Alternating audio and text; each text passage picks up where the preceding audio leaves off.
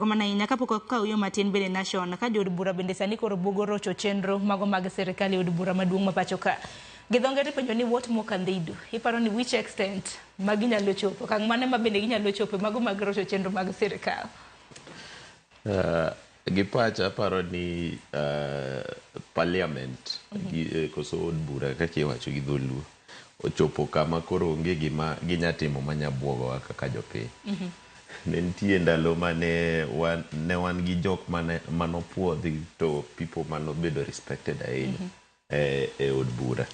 Ne wan gi the likes mag Governor Masiaya, mano James Orengo. Ne wan gi Mutula Kilonzo.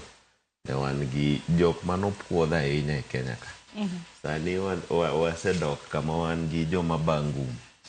Kendo ing'e ni ka wasechako bangum to mano nyiso jopiny kaka serikal ni kata gin be gionge patience mag understand themselves ka jotelo giwuon ema bangum. Koro wachopo kuma aparo ni it is not the house of making laws kendo. Sani obedo od embarrassment. Kama ji gore ma aparo ni Conjestina chieng' nyaka wane kaka nyabedo MP mondo wane kaka nyabangum 2027 mara od bura no bendo dhi bedo kwa lose okang' machielo kama na jod bura riyo omakore amen. Yes, lakini kaka nawacho ni an gi pacha paro ni especially kamulo mana wach CDF no. Ndalo mane MPs odhi court ne wach ni governors be osechako donje wach chiwo pesa gi gik makamago. An no kaneno makosa mora mane governors otimo. Nikech pesa ma both these organs ni godo.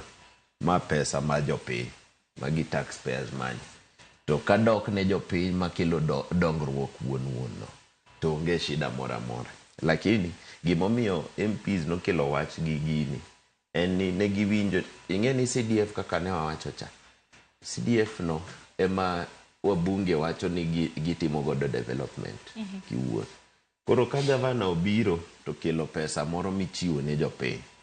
Ting'e ni kendo koro onge kaka MP nyabiro wacho ni especially a side mar education ni atero nyathini school mano mean ni opportunity mar tiyo gi wachno osemaye gi gavana.